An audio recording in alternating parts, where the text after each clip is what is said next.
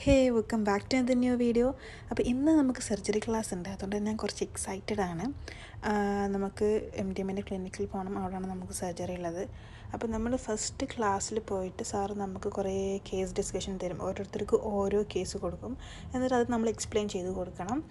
And അതിനുശേഷം നമ്മൾ തിയേറ്ററിലേക്ക് പോയി, എല്ലാവർക്കും പറ്റില്ല, മൂന്ന് പേരായിട്ടാണ് ഓരോ ഓപ്പറേഷൻ റൂമിലേക്ക് പോവുക. അപ്പം നമ്മൾ ഡോക്ടേഴ്സിനെ കാത്തിരിക്കുന്ന സമയം കൊണ്ട് ഫസ്റ്റ് അസിസ്റ്റൻറ്റ് എല്ലാ ഓപ്പറേഷന് ആവശ്യമുള്ള ടൂൾസും കാര്യങ്ങളൊക്കെ സെറ്റാക്കി വെക്കുന്നുണ്ട്. അതിനോടൊപ്പം തന്നെ എപ്പിഡ്യൂറൽ കൊടുക്കാൻ വേണ്ടിയിട്ടും സെറ്റ് ചെയ്ത് വെച്ചിട്ടുണ്ട്. എപ്പിഡ്യൂറൽ എന്ന് പറഞ്ഞു കഴിഞ്ഞാൽ നമ്മളെ ലോവർ ബോഡിയിലോട്ടേക്ക് പെയിൻ അറിയാതിരിക്കാൻ വേണ്ടി കൊടുക്കുന്ന ഒരു ലോക്കൽ അനസ്തേഷ്യ. ഓക്കെ, ഇപ്പം ഈ ഡെലിവറി ടൈമിലൊക്കെ, അതായത് പ്രസവിക്കുന്ന സമയത്തൊക്കെ കൊടുക്കും.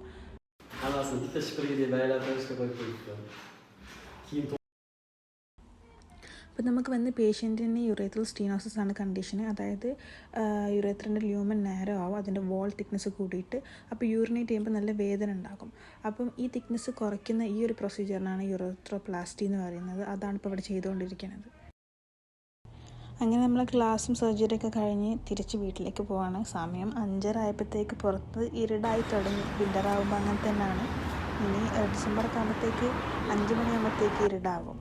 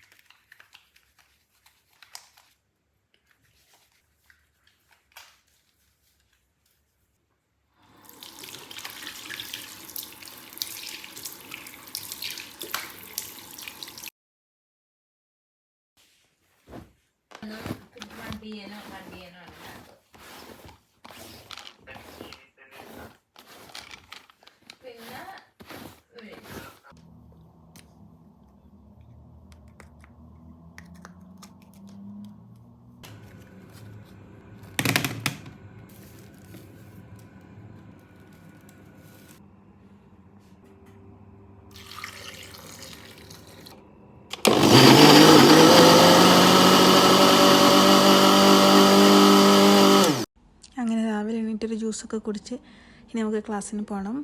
ഫിസിയാട്രി എന്ന് പറഞ്ഞിട്ടുള്ള സബ്ജക്റ്റാണ്, സൈക്കാട്രി അല്ല, ഫിസിയാട്രി.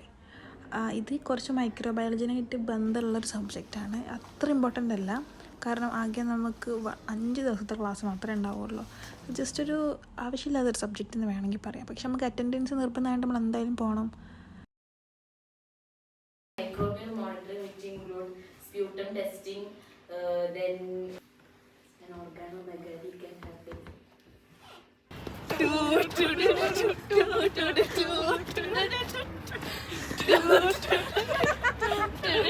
അങ്ങനെ ഫെബിൻ്റെ ഹസ്കി ഡാൻസ് എല്ലാം കഴിഞ്ഞ് നമ്മളെ ക്ലാസ് കഴിഞ്ഞ് തിരിച്ച് വീട്ടിലെത്തിയിട്ട് ഒരു നടക്കാൻ പോകാമെന്ന് വിചാരിച്ച്. ഈ ഒരു പാർക്ക് എൻ്റെ അപ്പാർട്ട്മെൻറ്റിന് വളരെ അടുത്തായിട്ടാണ്. അപ്പോൾ നമ്മൾ എൻ്റെ റൂംമേറ്റ്സ് എല്ലാവരും കൂടെ നമ്മൾ പുറത്ത് പോയി ഇങ്ങനെ ജസ്റ്റ് കുറച്ച് ടൈം സ്പെൻഡ് ചെയ്യാമെന്ന് വിചാരിച്ചു.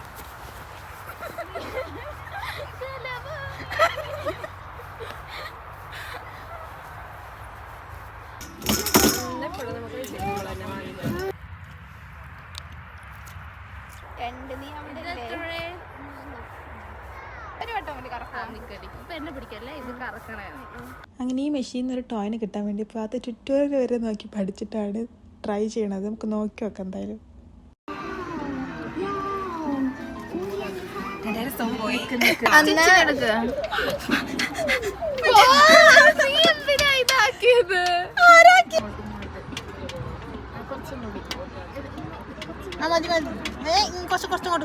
കുറച്ച് ആ ഓക്കെ.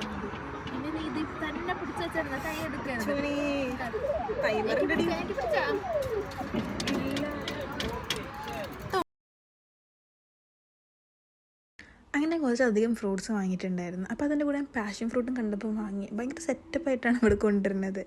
ഇപ്പം നമ്മുടെ നാട്ടിലൊക്കെ വെറുതെ വില ഇല്ലാണ്ട് കിടക്കുന്ന സാധനം ഇവിടെ പാക്കറ്റിൽ 2 വിത്ത് ഷുഗർ ആൻഡ് അത് കട്ട് ചെയ്യാനായിട്ട് ഒരു പ്രത്യേക തരം സ്പൂണുണ്ട്. ഇതിന് 2 വരുന്നത് ഏകദേശം 150 രൂപേൻ്റെ അടുത്താണ്. അപ്പം നിങ്ങൾ മനസ്സിലാക്കാം, നാട്ടിൽ വില ഇല്ലാത്ത സാധനത്തിന് ഇവിടെ നല്ല വിലയുണ്ട്.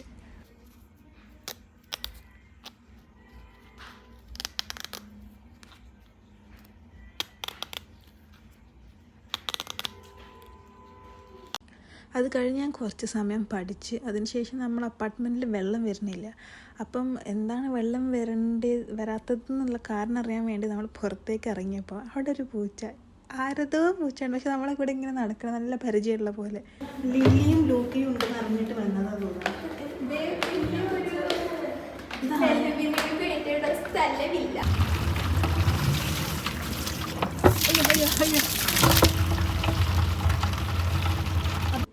അപ്പം നമ്മൾ താഴെ പോയപ്പോൾ ഒരു പൈപ്പ് പൊട്ടിക്കിടക്കുന്നുണ്ട്. ഈ കാരണം കൊണ്ടാണ് നമുക്ക് മേലെ വെള്ളം വരാത്തത്. അപ്പം നമ്മൾ വീഡിയോ എടുത്ത് ഓണറിന് അയച്ചു കൊടുത്ത് ഓണർ ഒരു 1/2 hour വന്ന് എല്ലാം സെറ്റാക്കി തന്നെ. അപ്പോൾ നെക്സ്റ്റ് വീഡിയോ കാണും വരെ ബൈ.